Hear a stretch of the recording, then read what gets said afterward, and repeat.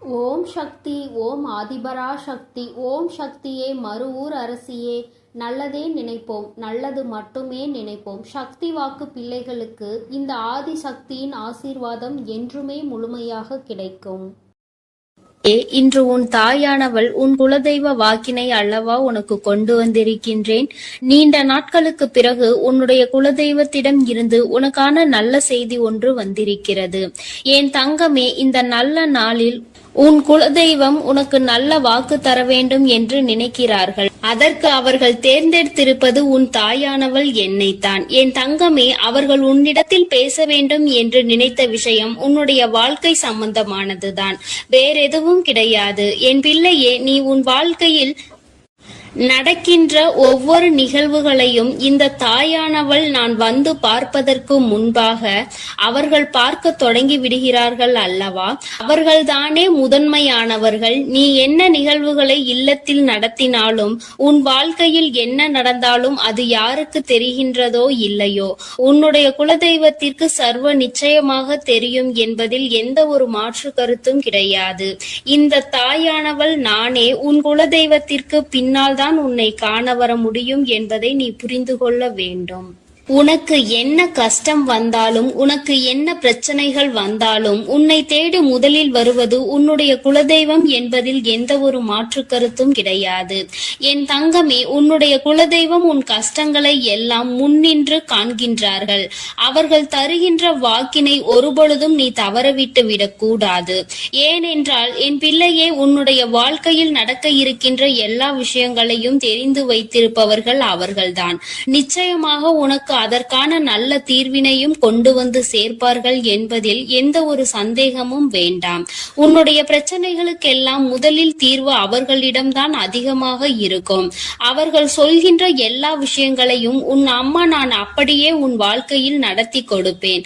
நான் தனித்து நின்று எதையும் உன் வாழ்க்கையில் செய்வது கிடையாது. உன் குலதெய்வத்திடம் இருந்து கருத்து கேட்டுதான் உன் வாழ்க்கையில் என்ன நடத்த வேண்டும் என்ற முடிவுகளை நான் எடுக்க முடியும். இது நாள் வரையிலும் உன் வாழ்க்கையில் நீ எத்தனையோ வேதனைகளை அனுபவித்திருப்பாய், எத்தனையோ கஷ்டங்களை கண்டிருக்கின்றாய், எத்தனையோ சோதனைகளையும் நீ கண்டிருக்கின்றாய். பல சோதனைகளை கண்டு இந்த வாழ்க்கையில் நீ வெற்றி பெறக்கூடிய சூழ்நிலையை இப்பொழுதுதான் உணர தொடங்கி இருக்கின்றாய். அதனால்தான் இன்று உன்னுடைய குலதெய்வத்தின் வாக்கினை நான் கொண்டு வந்திருக்கின்றேன். என் அன்பு பிள்ளையே, இந்த நல்ல நாளில் குலதெய்வத்தின் வாக்கு கிடைப்பது என்பது அத்தனை சாதாரண விஷயம் கிடையாது. என் தங்கமே, அதனால் உனக்கு கிடைக்கும் பொழுது அதனை நீ சரியாக உன் வாழ்க்கையில் பயன்படுத்திக் கொள் என்றுதான் அம்மா சொல்கின்றேன். என்றென்றைக்கும் உனக்கு நல்ல ஆசீர்வாதங்களை வழங்கி கொண்டு இருக்கின்றார்கள். அவர்களை நீயே வேண்டாம் என்று தள்ளி நிற்க சொன்னாலும் அவர்கள் உன்னை விட்டு ஒரு அடி கூட விலகி நிற்பது இல்லை என்பதை நீ புரிந்து கொள்ள வேண்டும். என் தங்கமே, எல்லாவற்றிற்கும் முதன்மையாக இருக்கக்கூடிய உன் குலதெய்வம் இன்று உனக்கு தர வந்திருக்கின்ற இந்த வாக்கானது உன்னுடைய வாழ்க்கையில் அதிசக்தி வாய்ந்த வாக்காக இருக்கும். என் குழந்தையால் மறக்க முடியாத நல்ல வாக்காக இருக்கும். என் தங்கமே, நான் எப்பொழுதும் உன்னை தேடி வந்து உன்னோடு பேசிக் கொண்டிருப்பதை உன் குலதெய்வம் கண்டதினால்தான் என் மூலமாக உன்னிடத்தில் பேசுகிறார்கள். அதற்கும் என் பிள்ளைக்கு சந்தேகம் வரும் அல்லவா? குலதெய்வம் என்னிடத்தில் பேச வேண்டியதுதானே, எதற்காக உன் மூலமாக என்னிடத்தில் பேசுகிறார்கள் என்ற சந்தேகம் உனக்கு வரத்தானே செய்யும். என் தங்கமே, உன்னுடைய சந்தேகத்திற்கான பதிலை நான் இப்பொழுதே உன்னிடம் சொல்லிவிடுகின்றேன். நீ என்னோடு அதிக அன்போடு இருப்பதனால் என் மூலமாக உன்னை காண வந்திருக்கின்றார்கள். அப்படியானால் ஒரே நேரத்தில் உன்னுடைய குலதெய்வத்தையும் உன்னுடைய இஷ்ட தெய்வத்தையும் கண்டுவிட்ட பலன் உனக்கு கிடைத்து விடும் அல்லவா? என் தங்கமே, இந்த தாயானவள் உன் வாழ்க்கையில் எந்த அளவிற்கு இடத்தை பிடித்திருக்கிறேன் என்பது நான் நன்கு உணர்ந்த விஷயம்தான். என் பிள்ளையே, நீண்ட நாளாக உன் தாயானவள் உன் வாழ்க்கையில் இருக்கின்ற ஒரு கஷ்டத்தை புரிந்துதான் அதற்கான தீர்வினை கொடுப்பதற்காக வந்திருக்கின்றேன். இனி இந்த வாழ்க்கையில் உனக்கு நல்லது நடக்கும் என்பதை நீ முழுமையாக நம்பிவிட்டாலே போதும். எல்லா கஷ்டங்களிலும் இருந்து உனக்கு நான் நிச்சயமாக ஒரு நல்ல நிலையை கொடுப்பேன். இதில் எந்த ஒரு மாற்று கருத்தும் கிடையாது. எல்லா சூழ்நிலைகளும் உன் வாழ்க்கையில் மாறிவிடும். குலதெய்வம் இன்று உனக்கு தருகின்ற வாக்கினை சரியாக கேட்டுக்கொள். அதை உன்னுடைய மனதிற்குள் நீ பதிய வைத்துக்கொள். என் குழந்தை குழந்தையே, உன் குலதெய்வம் உன்னிடத்தில் சொல்கின்ற முக்கியமான விஷயம், உன் வாழ்க்கையில் பல மாற்றங்கள் ஏற்பட போகிறது என்றுதான் சொல்கின்றார்கள். ஒரு கஷ்டத்தில் இருந்து நீ மீண்டு வரப் போகின்றாய். உன்னை கை நீட்டி பேசிய ஒருவர் உன்னிடத்தில் மன்னிப்பு கேட்கப் போகின்றார். உன் மனதினை காயப்படுத்திய ஒருவர் இன்று வேதனைப்பட்டு கொண்டிருக்கிறார். குலதெய்வத்தின் முன்னால் நின்று யாரெல்லாம் உன்னை சபித்தார்களோ அவர்கள் வாழ்க்கை கேள்விக்குறியாக மாறி நின்று கொண்டிருக்கிறது. இப்படி ஒவ்வொருவரும் அவர்கள் வாழ்க்கையில் செய்திருக்கின்ற விஷயங்களை கண்டு மனம் வேதனை பட போகின்றார்கள். உனக்கு வாழ்க்கையில் கஷ்டம் வந்துவிட்டது என்று எண்ணி வருத்தப்படாமல், என் பிள்ளையே, இனி உன் வாழ்க்கையில் நடப்பது எல்லாமே உன் சந்தோஷத்தை மட்டுமே அடிப்படையாக கொண்டது என்பதை நீ புரிந்து கொண்டால் போதும். என் பிள்ளையே, இந்த வாழ்க்கை உனக்கு கொடுத்தது எல்லாமே இனி உன்னுடைய மனநிலையில் சந்தோஷத்தை கொண்டு வந்து கொடுக்கும் என்பதை நீ புரிந்து கொண்டால் போதும். எல்லோரும் ஒரு நாள் இந்த தாயானவள் என்னுடைய வாழ்க்கையில் என்ன நடத்தி கொடுத்தாள் என்று நிச்சயமாக யோசிக்கின்றபடி உன் வாழ்க்கையில் அம்மா நிச்சயமாக நல்ல விஷயத்தை நடத்தி கொடுப்பேன் என்பதை நீ புரிந்து கொண்டால் போதும். இப்பொழுதெல்லாம் இந்த வாழ்க்கையில் நீ பட்ட கஷ்டங்களுக்காக வேதனைப்பட்டு நின்றாயோ, அந்த நேரத்தில் எல்லாம் உன் குலதெய்வமும் உன் தாயானவள் நானும் உன்னை காக்க வந்திருக்கிறோம் என்பதை ஒரு நாளும் நீ மறந்துவிடக் கூடாது. ஒரு விஷயம் தவறு என்று தெரிந்துவிட்டால் அதை ஒரு நாளும் என் பிள்ளை நீ செய்ய துணியாதே. அதே நேரத்தில் ஒரு விஷயத்தை செய்யும் பொழுது அது உனக்கு சரி என்று தோன்றிவிட்டது என்றால் யார் சொன்னாலும் அதன் பிறகு அதை நீ நிறுத்தி விடாதே.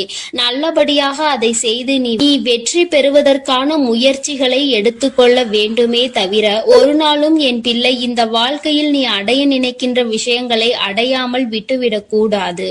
உன்னுடைய முயற்சி இந்த வாழ்க்கையில் அதிகம் இருப்பது போல இனி உன் வாழ்க்கையில் நடப்பது எல்லாமே உன் சந்தோஷத்தை மட்டுமே அடிப்படையாக கொண்டது என்பதனை நீ புரிந்து நடந்து கொள்ள வேண்டும். உனக்கு என்றென்றைக்கும் உன்னுடைய குலதெய்வம் துணை இருக்கின்றது என்பதை புரிந்து கொண்டு உனக்கு என்னாலும் இந்த தாயானவளின் உடைய ஆசீர்வாதங்கள் இருக்கும் என்பதை நினைவில் வைத்துக் கொண்டு நீ செய்ய நினைக்கின்ற விஷயங்கள் எல்லாவற்றையும் சரியாக செய்து கொண்டு இருக்க வேண்டும். என் தங்கமே, என்றெல்லாம் இந்த தாயானவள் உன் வாழ்க்கையில் வருகின்றாரோ, என் தங்கமே, என்றெல்லாம் இந்த தாயானவள் உன் வாழ்க்கையில் வருகின்றாளோ அன்றெல்லாம் என் கூட உன்னை காண உன் குலதெய்வமும் வருகிறார் என்பதை நீ மறந்துவிடக் கூடாது. என் பிள்ளையே, எந்த விஷயங்களை உன் வாழ்க்கையில் செய்வதாக இருந்தாலும் நாங்கள் இருவரும் கலந்து ஆலோசித்துதான் உனக்கு செயல்படுத்துவோம் என்பதையும் நீ நினைவில் வைத்துக் கொள்ள வேண்டும். என் பிள்ளையே, நீ கேட்பதை தெளிவாக கேட்க வேண்டும். அப்பொழுதுதான் உனக்கு கொடுக்கின்ற தெய்வங்களும் எதையும் யோசிக்காமல் கொடுக்கும் என்பதை நீ புரிந்து கொள்வாய். எதையும் கண்மூடித்தனமாக உனக்கு கிடைக்க வேண்டும் என்று நீ நினைத்து கொண்டிருந்தால் நிச்சயமாக அது உன்னை வந்து சேராது. உனக்கு பிறகு அதனால் நீ படுகின்ற கஷ்டங்களை நாங்கள் வேடிக்கை பார்க்க முடியாது. எதை கொடுக்க வேண்டுமோ அதை சர்வ நிச்சயமாக உனக்கு நாங்களே தேடி வந்து கொடுப்போம் என்பதில் எந்த ஒரு மாற்று கருத்தும் கிடையாது. என் தங்கமே, இந்த வாழ்க்கையில் உனக்கு நடந்துவிட்ட எல்லா விஷயங்களிலும் இருந்து நீ நல்லபடியாக மீண்டு வர போகின்றாய். அவர் உன் வாழ்க்கையில் உனக்கு கஷ்டங்களை கொடுக்கிறார் என்று நீ நினைத்து விடாதே. அவர்கள் நிச்சயமாக உன்னை நினைத்து வருத்தப்படதான் செய்கின்றார்கள். உனக்கு நல்ல நேரம் ஆரம்பித்து விட்டது என்பதை தான் உன் குலதெய்வம் இன்று நான் உன்னிடத்தில் சொல்ல வந்தேன். இனி எந்த சூழ்நிலையிலும் நீ கவலைப்படாமல் இரு. நான் உன் வாழ்க்கையை உயர்நிலைக்கு கொண்டு செல்ல போகின்றேன். என் குழந்தையே, உன் குலதெய்வ வாக்கினை நீ கேட்டுவிட்டாய் அல்லவா? உன்னோடு இருந்து உன் வாழ்க்கையை உயர்த்துவதற்காக அவர்கள் வந்திருக்கின்றார்கள். இனி ஒருபோதும் என் பிள்ளை நீ தடம் புரண்டு சென்று விடாதே. நல்லது நடக்கின்ற நேரத்தில் உன் குலதெய்வம் உன்னை காண வந்திருக்கிறது என்றால் என் பிள்ளையே, இனி இந்த வாழ்க்கையில் என்றென்றைக்கும் உனக்கு சந்தோஷம் மட்டுமே நிலைத்திருக்க போகிறது என்பதை நீ புரிந்து கொண்டு விட்டால் போதும். என் அன்பு பிள்ளைக்கு இந்த தாயானவளினுடைய ஆசீர்வாதங்களும் உன் குலதெய்வத்தினுடைய ஆசீர்வாதங்களும் எப்பொழுதும் முழுமையாக கிடைக்கும்.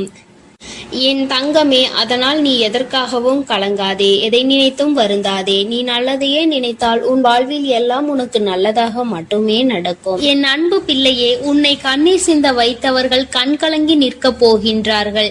என் தங்கமே, இன்று இந்த தாயானவள் உன்னுடைய குலதெய்வ வாக்கினை கொண்டு வந்திருக்கின்றேன். குலதெய்வ வாக்கை தவிர்த்து விடாதே. ஏனென்றால் உன்னுடைய மிகப்பெரிய கேள்விக்கு உன் குலதெய்வத்திடம் இருந்து உனக்கு பதில் வந்திருக்கின்றது. என் தங்கமே, இன்று இந்த தாயானவள் உன்னை தேடி வந்து உனக்கான நல்ல வாக்கினை கொண்டு வந்ததற்கு மிகவும் முக்கியமான காரணம் என்ன தெரியுமா? என் பிள்ளைக்கும் மனதில் இருக்கின்ற ஒரு மிகப்பெரிய குழப்பத்திற்கு தீர்வினை கொண்டு வந்து சேர்க்க வேண்டும் என்பதுதான். நான் இங்கே கண்ணீர் சிந்துகிறேன், யாருக்கும் எந்த துரோகத்தையும் செய்யாமல். ஆனால் என்னை கண்ணீர் சிந்த வைத்தவர்கள், என்னை மனம் வருந்த வைத்தவர்கள் அங்கே நிம்மதியாக இருப்பதற்கு என்ன காரணம் தாயே என்று என் பிள்ளை நீ என்னை பார்த்து கேட்கின்றாய் அல்லவா? இந்த கேள்விக்கு உனக்கு நான் பதில் கொடுக்க வேண்டும் அல்லவா? என் குழந்தையே, நீ எத்தனையோ கண்ணீர் சிந்தினாய். சரி, நீ இப்படி கண்ணீர் சிந்துவதற்கு யார் காரணம் என்று ஒரு நொடி உணர்ந்து பார்த்தாயா? உண்மையாகவே நீ இப்பொழுது சிந்திய இந்த கண்ணீருக்கு அவர்கள் உண்மையில் தகுதியுடையவர்கள் தானா? அவர்கள் பேச்சுக்கு நீ மதிப்பு கொடுத்தது நியாயம்தானா என்பதை முதலில் நீ தெளிவாக புரிந்து கொண்டிருந்தால் உனக்கே பாதி பதில் அப்பொழுதே கிடைத்திருக்கும். சரி, அவர்கள் சொல்வதை சொல்லிவிட்டார்கள், நீயும் அழுவதை அழுது விட்டாய். இப்பொழுது உன் குலதெய்வம் இதற்கு பதில் சொல்ல வந்ததற்கு காரணம் என்ன தெரியுமா? இது உன் குலதெய்வத்தின் வார்த்தைகளுக்கு உன் வாழ்க்கையில் இடம் கொடுக்க வேண்டிய காரியமாக மாறிவிட்டது. ஏனென்றால் இந்த பிரச்சனைகள் உன் குலத்தில் இருக்கின்ற பிள்ளைகளுக்கு இடையே ஆனது. குலதெய்வம் 2 பேருக்குமே தெய்வமாக உனக்கு இருக்கலாம், அவர்களுக்கு இல்லாமலும் போகலாம். ஆனால் உன் குலதெய்வம் அப்படி அல்ல. இருவருக்குமே உன் குலதெய்வம் ஒன்று என்பதனால் இப்பொழுது அவர்கள் இதற்கு பதில் தர வேண்டிய கட்டாயம் வந்துவிட்டது. நீ சிந்திய கண்ணீர் அவர்கள் மனதை அல்லவா ரணமாக்கி விட்டது. நீ தேவையோடுதான் கண்ணீர் சிந்தினாய், தேவையில்லாமல் கண்ணீர் சிந்தவில்லை. இதுவெல்லாம் அவர்களுக்கு நன்றாக தெரியும். என் குழந்தையே, நீ தவறுகள் செய்திருந்தாலும் சரி, தவறுகள் செய்யாவிட்டாலும் சரி, அதற்கு என்ன விஷயங்கள் என்ன காரணங்களாக உன் வாழ்க்கையில் வந்தாலும் அதை நீ சரியான கோணத்தில் எதிர்கொண்டு இருக்க வேண்டுமே தவிர ஒருபொழுதும் அழுது உன்னுடைய நிலையில் இருந்து நீ இறங்கி வந்திருக்க கூடாது. என் குழந்தையே, நீயாகவே உன்னுடைய நிலையில் இருந்து இறங்கி வந்ததனால் இன்று உனக்கு இருக்கின்ற கஷ்டங்கள் ஏராளமாகிவிட்டது. நீ இந்த நிலையில் இருக்க வேண்டும் என்று எண்ணி அவர்கள் இந்த காரியங்களை செய்தார்கள். இப்பொழுது சந்தோஷமாக அவர்கள் இருக்கின்றார்கள். அவர்களுக்கு சந்தோஷத்தை கொடுத்துவிட்டு நீ இங்கே வேதனைப்பட்டு கொண்டிருக்கிறாய் என்றுதான் உன்னுடைய குலதெய்வம் சொல்கின்றார்கள். அது மட்டும் அல்லாமல் நீ இன்னமும் சில செயல்களை வேண்டாதவைகளாக செய்து கொண்டிருக்கிறாய் என்று அவர்கள் மனம் வருத்தப்படுகின்றார்கள். யாருக்கு என்ன பிரச்சனை என்றாலும் அதை இழுத்து உன் தலையில் போட்டுக் கொள்வதே மிகப்பெரிய வேதனைக்குரிய செயலாகும். அவர்கள் நினைக்கின்றார்கள் அடுத்தவர்கள் படுகின்ற கஷ்டங்களை பார்த்து மனம் இறங்குவதில் தவறில்லை. அதற்கு அவர்கள் உன்னிடத்தில் உதவிகள் கேட்டால் மட்டும்தானே செய்து கொடுக்க வேண்டும். மாறாக நீயாகவே உள்ளே நுழைந்து அவர்களுக்கு உதவுகிறேன் என்று சொல்லிவிட்டு நாளை உன்னுடைய கஷ்டங்களுக்கு யாரும் உனக்கு உதவிக்கு வராமல் நீ நிற்கும் பொழுது அது எத்தனை பெரிய வேதனையாக இருக்கும் என்பதை உன்னால் புரிந்து கொள்ள முடியும். அதற்காக கைமாறு கருதாமல் உதவி செய்ய வேண்டும் என்று சொல்லி இருக்கின்ற பொழுது நீ உதவிகளை செய்யக்கூடாது என்று சொல்கின்றேனே என்று என் பிள்ளை நீ நினைக்கலாம். என் தங்கமே, வாழ்க்கையில் இப்பொழுதெல்லாம் பல மாற்றங்கள் வந்துவிட்டது. முன்பு போல இப்பொழுது இருக்கின்றவர்கள் எல்லாம் இல்லை. ஒரு உதவியை செய், அதற்கு கைமாறு எதிர்பார்ப்பது மட்டும் அல்லாமல் அந்த உதவிகளை செய்தவர்களுக்கே குழி தோண்ட நினைப்பதுதானே இப்பொழுது இருக்கின்ற மனிதர்களின் மனநிலையாக இருந்து கொண்டிருக்கிறது. அடுத்தவர்கள் வாழ்க்கையில் கெடுதல் நினைக்க ஒருவரும் ஒரு அளவு கூட சிந்திப்பது கிடையாது. யாருக்கு வேண்டுமானாலும் என்ன வேண்டுமானாலும் செய்ய நினைக்கிறார்கள். அதனால் அவர்கள் நினைக்கின்ற விஷயங்கள் எல்லாம் சரிதான் என்று எல்லாவற்றையும் விட்டுவிடக் கூடாது என்றுதான் உன் குலதெய்வம் சொல்கின்றார்கள். வேண்டியவர்கள் வேண்டாதவர்கள் என்றெல்லாம் இப்பொழுது கிடையாது. உண்மையில் எவரினுடைய வார்த்தைகள் உனக்கு ஆறுதலையும் அன்பையும் கொடுக்கின்றதோ அவர்கள் மட்டுமே உனக்கு வேண்டிய வேண்டியவர்கள். உனக்கு யாருடைய வார்த்தைகள் உனக்கு வேதனைகளை அதிகமாக கொடுக்கின்றதோ அவர்கள் உனக்கு வேண்டாதவர்கள். இப்பொழுதெல்லாம் இப்படிதான் உனக்கு இருக்கின்ற உறவுகளை கணிக்க வேண்டுமே தவிர ஒருபொழுதும் நீ உறவுகள் என்று எண்ணி தேவையில்லாத நட்புகளை வளர்த்து கொள்ளாதே. என் பிள்ளையே, தெரியாதவர்கள் கூட ஓடி வந்து உதவிகளை செய்து கொடுத்து விடுவார்கள். தெரிந்தவர்கள் இங்கே உதவிகளை செய்வது கிடையாது. தெரிந்தவர்கள் தான் அடுத்தவர்களுக்கு உதவிகளை செய்தால் எங்கே அவர்கள் வாழ்க்கையில் முன்னேற்றம் வந்துவிடுமோ என்று எண்ணி அதை செய்ய மறுக்கின்றார்கள். என் தங்கமே, இதையெல்லாம் இனிமேல் உன் வாழ்க்கையில் நடக்க இருக்கின்ற விஷயங்கள். அதனை உனக்கு புரிய வைக்க வேண்டும். அதன் பிறகாவது என் பிள்ளை இந்த வாழ்க்கையில் என்ன நடந்து கொண்டிருக்கிறது என்பதை புரிந்து கொண்டு அதற்கு ஏற்றது போல நீ வாழவும் தொடங்கி விடுவாய். இனியும் இந்த சூழ்நிலைகள் இப்படியே இருக்கும் என்றால் நீ உன்னுடைய மனநிலையில் மாற்றங்களை கொண்டு வர வேண்டும். நான் இப்படிதான் இருப்பேன், இப்படிதான் வேதனையை அனுபவிப்பேன் என்றால் யாராலும் உன்னை எதுவும் செய்துவிட முடியாது அல்லவா? உன்னுடைய குலதெய்வம் அதை தான் சொல்லி அங்கே வேதனைப்பட்டு கொண்டிருக்கின்றார்கள். அதனால் என் குழந்தையே, இனி ஒருபொழுதும் இந்த வாழ்க்கையில் உனக்கு கிடைத்த கஷ்டங்களை எண்ணி வேதனைப்படாமல் இனி உன்னுடைய வாழ்க்கையில் உன்னை தூக்கி நடத்துகின்ற தெய்வமாக நான் இருப்பேன் என்பதை நீ மனதில் வைத்து கொண்டு உனக்கு செய்கின்ற விஷயங்களை எல்லாம் பார்த்து நீ கணக்கில் எடுத்துக்கொள்ள வேண்டாம். யாரை விட்டுவிட வேண்டும் என்பது உன்னுடைய கையில் தான் இருக்கிறது. எல்லாவற்றிற்கும் மேலாக இந்த வாழ்க்கை உனக்கு கொடுக்க நினைத்த சோதனைகளை எல்லாம் நீ கடந்து வந்து யார் உன்னை அள வைத்தார்களோ அவர்கள் முன்னிலையில் நீ வாழ்ந்து காட்ட வேண்டும்.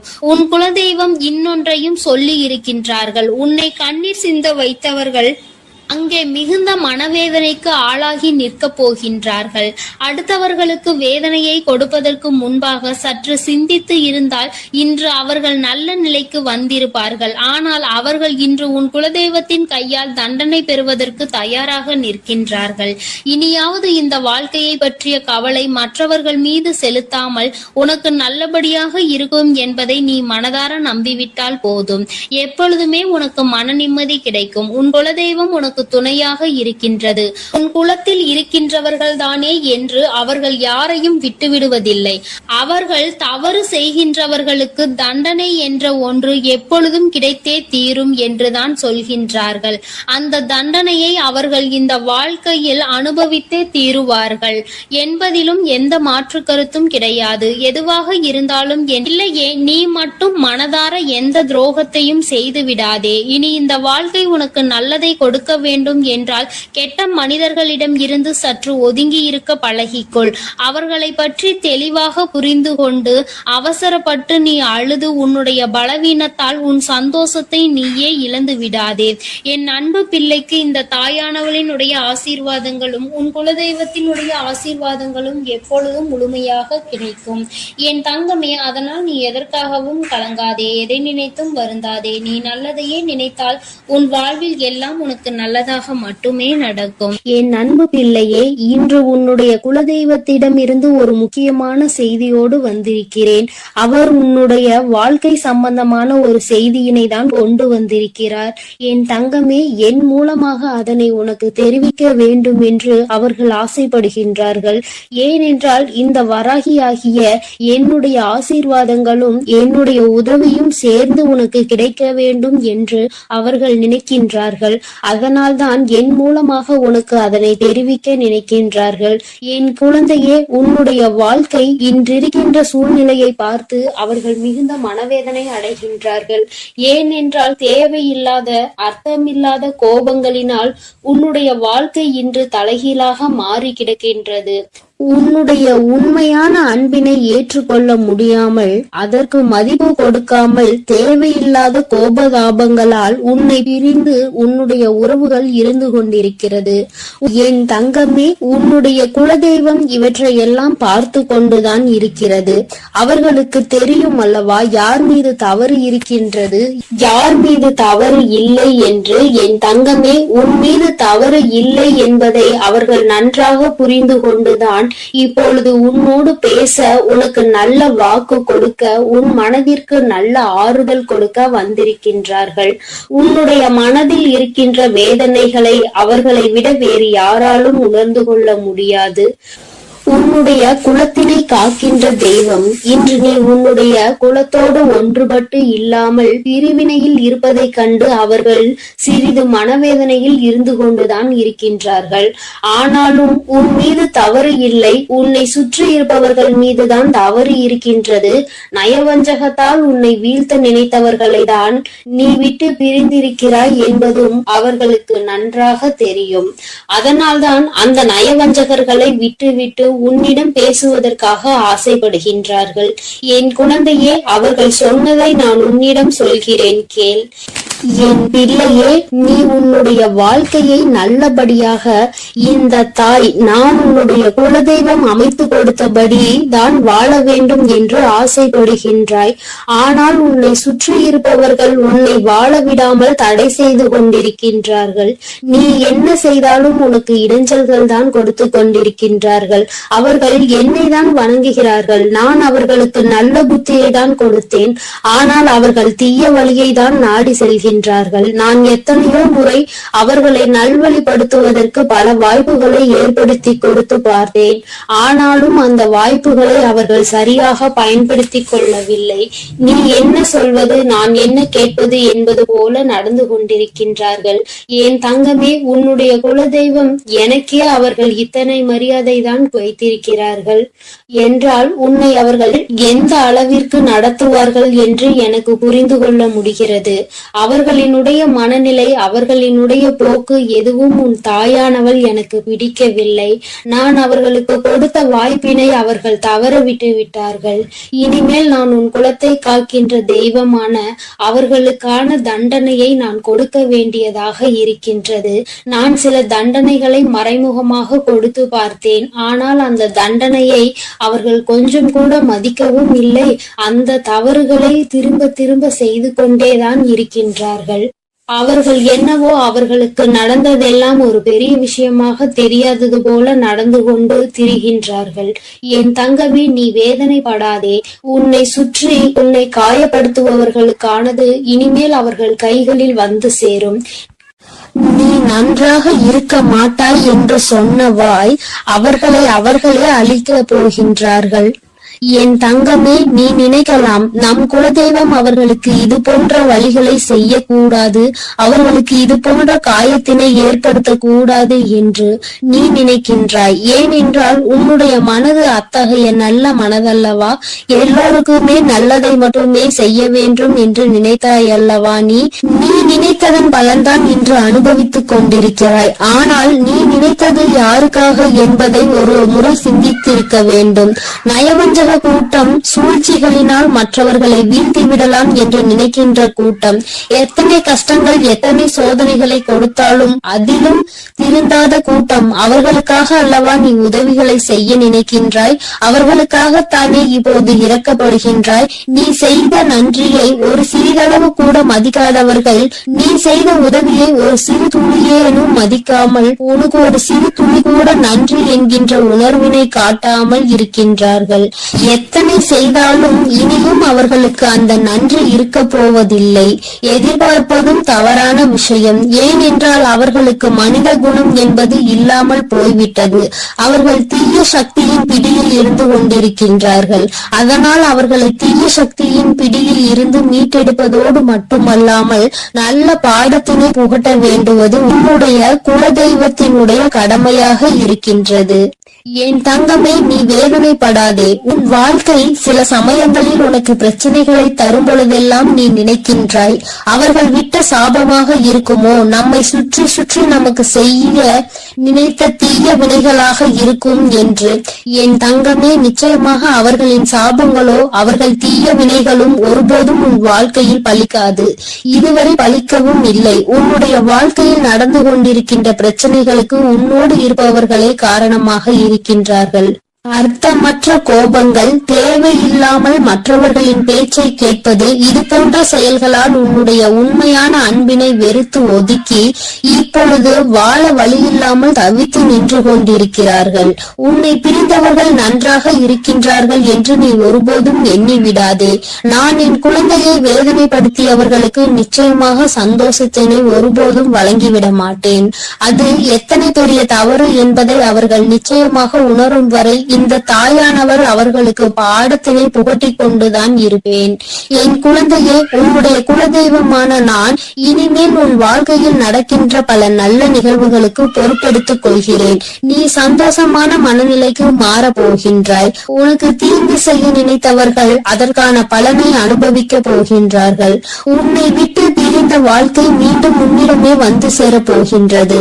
நீ உனக்கு யாரெல்லாம் நல்லது செய்யவில்லை, உன்னை பழிவாங்க வேண்டும் என்று நினைத்தார்கள், உனக்கு தீங்கு செய்ய வேண்டும் என்று நினைத்தார்கள் என்று நினைக்கிறாயோ, அவர்களை எல்லாம் நினைப்பதை முதலில் நிறுத்திவிடு. அவர்களை எல்லாம் ஒரு ஆளாக நீ மதிக்கவே வேண்டிய அவசியம் இல்லை. உன் முன்னால் வந்து நின்றால் கூட யாரோ என்று கடந்து சென்று கொண்டே இரு. ஒருபோதும் அவர்களினுடைய உறவை நீ ஒட்டிக்கொள்ள வேண்டும் என்று நினைக்க தேவையில்லை.